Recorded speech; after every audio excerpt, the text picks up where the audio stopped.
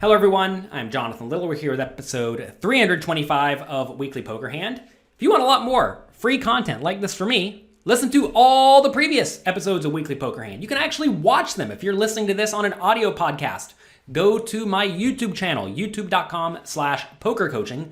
There you can find all the previous episodes as well as a ton of other great content. So go there, youtube.com/pokercoaching, click subscribe, and you'll be notified whenever I put out any new content. And you can actually see all of this great action.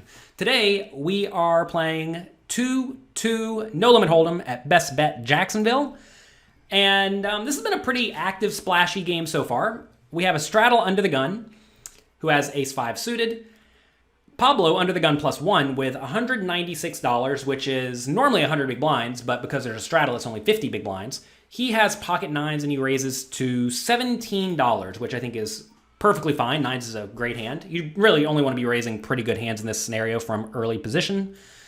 And now Clinton, under the gun +2, elects to call with king-jack offsuit. And I think this is way too loose because with king-jack offsuit, first off, you're going to be very dominated by the under the gun +1 range, right? Because under the gun +1 is raising all the best hands. Ace-king, ace-queen, ace-jack, king-queen, right? Aces, kings, queens, jacks. And that's not especially where you want to be. I mean, I understand in this scenario, he's in fine shape against pocket nines. They're roughly 50-50.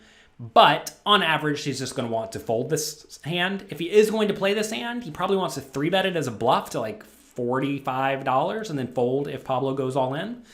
But you just can't splash around in this scenario with offsuit hands. Also, a big problem with this is that someone yet to act may 3-bet, and then you have to fold, right? So you're just not going to be able to realize your equity all that well with this king-jack offsuit when you're in early position against an early position raise. This time, though, folds around to, is actually a button straddle, apparently. He has ace-5 offsuit. You should definitely fold the ace-5 offsuit in this scenario. If you did make a button straddle, you're going to be extremely dominated. As you see here, he is extremely dominated.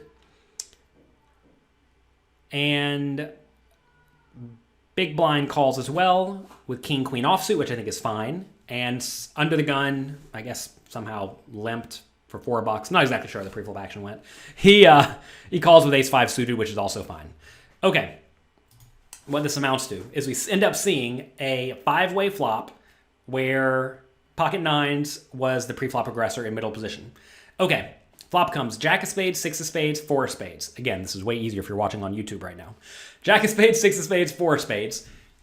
Clinton has king of spades, jack of hearts. So top pair, second nut flush draw, very good hand. Everybody else, though, has basically nothing. Pocket nines is a 9 of hearts, 9 of diamonds, so that's not in great shape here. Ace-5, none of the... Actually, one ace-5 is ace-5 of diamonds. That hand's dead. King-queen, no spade is dead. Jamie does have ace of spades, 5 of hearts, though, so he has the nut flush draw. So we have the nut flush draw against the second nut flush draw on top pair and a bad under pair nines. All right, let's see what happens. I imagine everyone's going to check around to Pablo. That's typically what you want to do in this scenario, the pre-flop aggressor. And Pablo should just check. There's no reason for him to put money in the pot in this spot. He's going to be in horrible shape. He's going to be against a whole lot of hands like ace of spades, random jack, etc. But Pablo does decide to bet $80 into the 167... Was it 167 bucks? We're having a hard time following the action here. We're about to see, I suppose. He bets $80, which is, I think, roughly pot, actually. Yeah, roughly pot. I hate this bet. When you bet $80 out of your $170 stack, you're basically potting it in this spot. What is going to give you action with pocket nines on jack, 6, 4? 3 spades. Well, ace of spades, which has a solid 40-ish% equity against you, maybe more, and a jack, which you're basically dead against. Sometimes you're going to be against a jack with a spade, like is the case this time, and you're going to be really dead. So this is a spot where, while nines was likely the best hand preflop, this is a horrible board for it. And when you're against multiple opponents, as you often will be in small stakes games, you just have to be willing to get out of the way. You cannot put a chip in the pot with these pocket nines post-flop. This is a big, big, big disaster. So now around to Clinton with king of spades, jack of hearts. He has an interesting dilemma because he is playing $500 deep with a few other players. However, facing an $80 bet into a already $90 pot, I think it is reasonable to be willing to play for all your money with this hand, King of Spades, Jack of Hearts. It is always detrimental when you run into a flush in this scenario for one of the players yet to act. I mean, obviously, any of the players yet to act would check the nut flush to the pre-flop aggressor. Also, Jamie on the button could have the nut flush. He almost does. He has ace of spades, but 5 of hearts. So you have to be careful in this scenario. I think the play, if you call in this spot and then get jammed on, can you fold? I'm not sure. It's definitely tough. And that will happen sometimes if your opponents have like ace of spades, 6 of hearts, right? Which, is very close to what Jamie actually has. If they do have the ace of spades with a pair, they're at least going to consider shoving it in.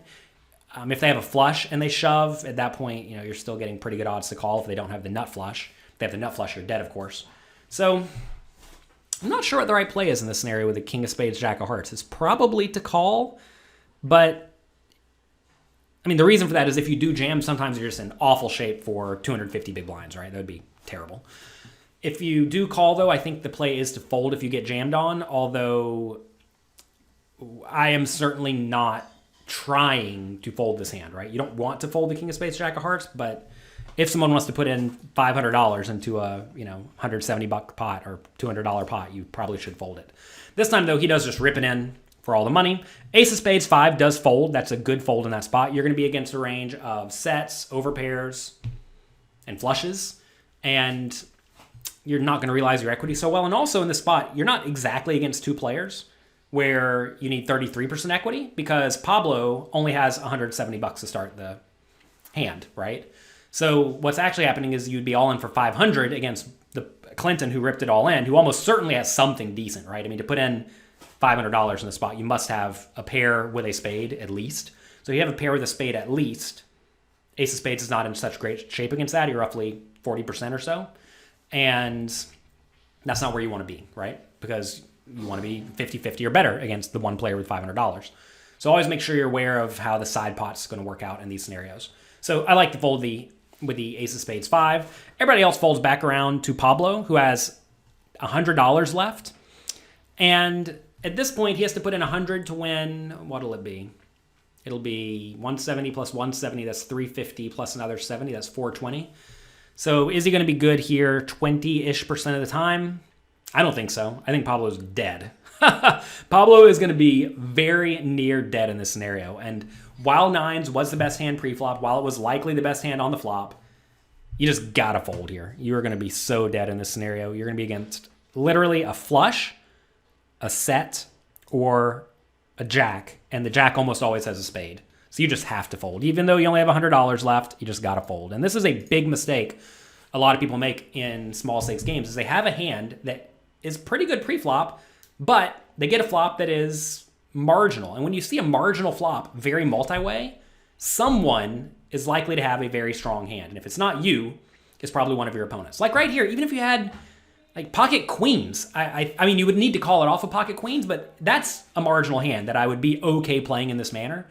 But like if you had, I don't know, jack 10, no spade, it's probably just a check fold. As nasty as that sounds, because you're going to be against flushes sometimes, sets sometimes, and better jacks sometimes. And if you are lucky enough to be against a jack that you somehow beat, they're usually going to have a spade because they're only putting their money in with jack with like a 9 of spades, right? So even then, you're not very, very far ahead. So this is a scenario where Pablo should have put $0 in the pot. Instead, he put all of his money in the pot, and he's going to end up getting stacked here unless he drills the magic jack of clubs. He does not, though, and Clinton wins a nice pot. So that's going to be it for today. Hope you enjoyed this hand. I know it's a bit of a mess going through 4-way pots if you're listening on the audio version. Again, check it out at youtube.com/pokercoaching. All of the previous episodes of Weekly Poker Hand are there. You can binge them. You can watch one a week. You can do whatever you want. I try to make lots of content for you so you can consume it in whatever way you see fit and so you can get substantially better at poker. Because at the end of the day, I want you to win more money and use that to better your life in whatever way you see fit. Thanks again for being here. Good luck. Have fun. Click like, click subscribe, and I'll talk to you next time.